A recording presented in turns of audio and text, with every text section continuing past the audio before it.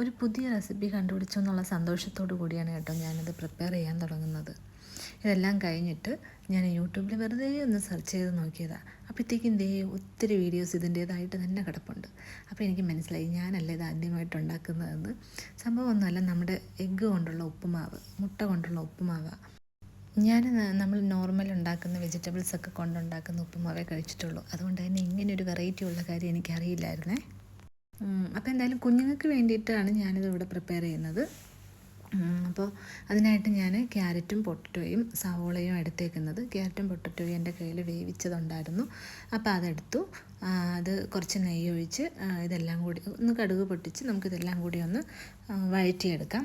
കുറച്ച് ഇഞ്ചിയും വെളുത്തുള്ളിയും കൂടി ചേർക്കാം. അത് കഴിഞ്ഞിട്ട് കുറച്ച് മഞ്ഞളും കൂടി ചേർത്ത് മിക്സ് ചെയ്തിട്ട് നമുക്ക് വെള്ളം ഒഴിച്ച്, കുറച്ചധികം വെള്ളം ഒഴിക്കാം കേട്ടോ.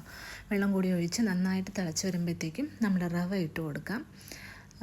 അതിനുശേഷം അതൊന്ന് കുക്ക് ചെയ്ത് വരുമ്പോഴത്തേക്കും അതിൻ്റെ നടുകുന്ന് നമുക്ക് കുറച്ച് മാറ്റി കുറച്ച് നെയ്യും കൂടി ഒഴിച്ച് ഒരു മുട്ട പൊട്ടിച്ചൊഴിച്ച് ചിക്കിയെടുക്കാം.